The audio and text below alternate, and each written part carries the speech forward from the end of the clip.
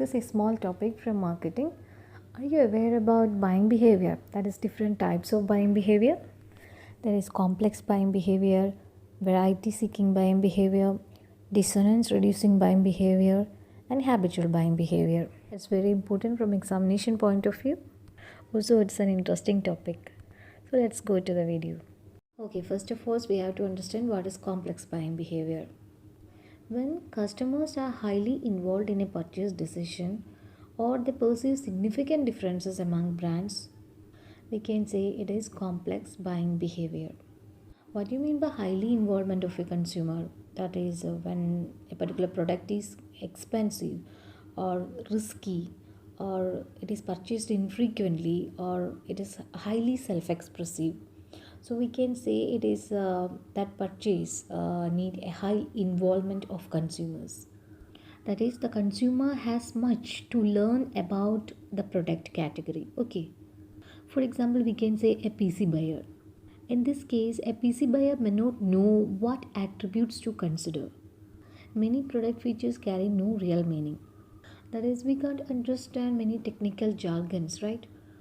So this buyer will pass through a learning process. First, he will start to develop beliefs about the product. Then he will develop attitudes and then making a thoughtful purchase choice. So here comes high involvement of consumers.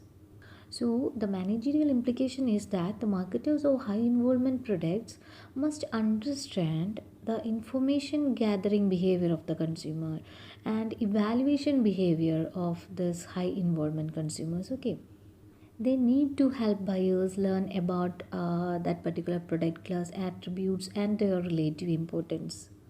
So the marketers need to differentiate their brand's features. That's by describing the brand's benefits using print media. Okay.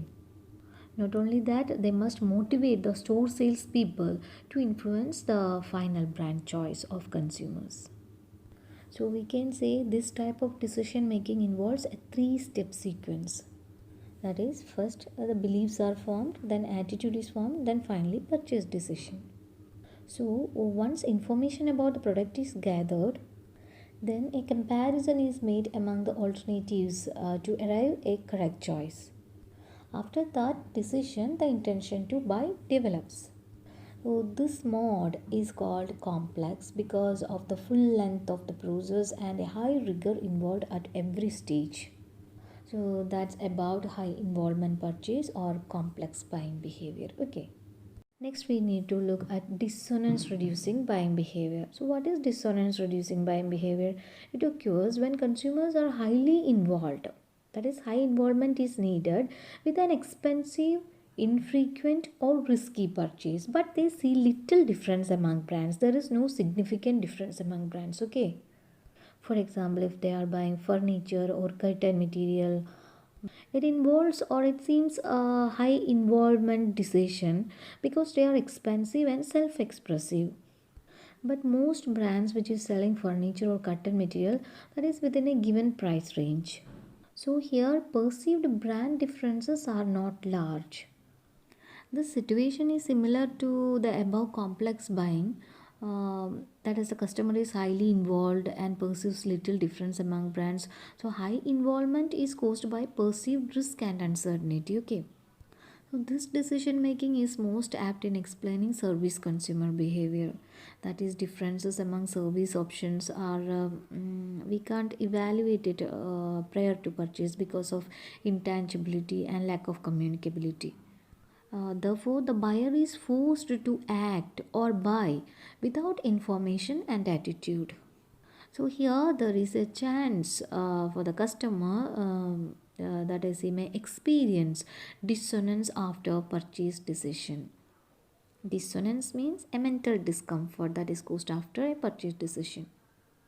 The customer experiences dissonance after the purchase because of unmet expectations or when they hear about unchosen alternatives. This makes customers sensitive to information about the chosen service at the post use stage. Okay.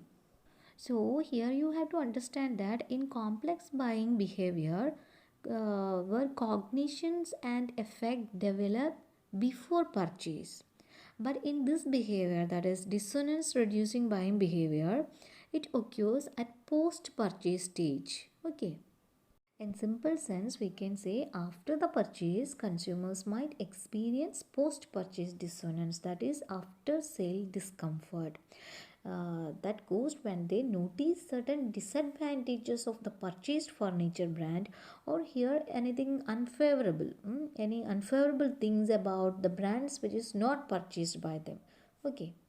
So, in order to overcome such dissonance, the marketers after sales communication should provide evidence and support to help consumers so they feel good about their brand choices. Clear?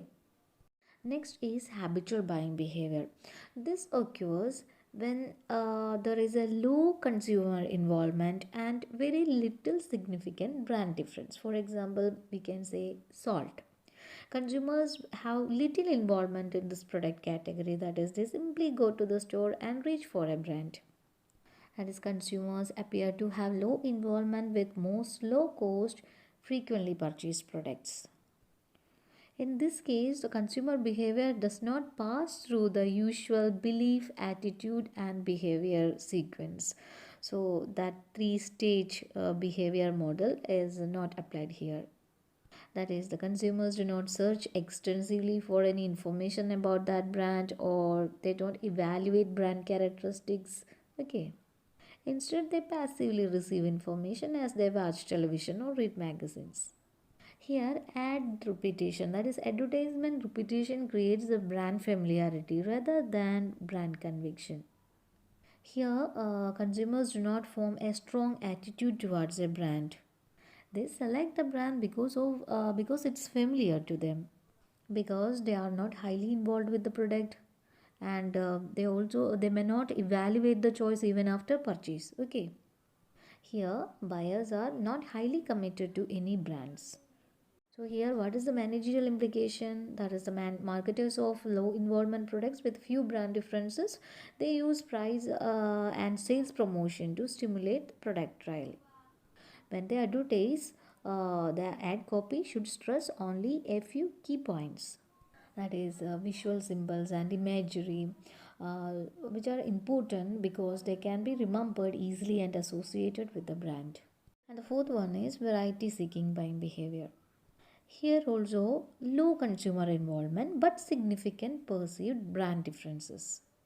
Here, consumers often do a lot of brand switching.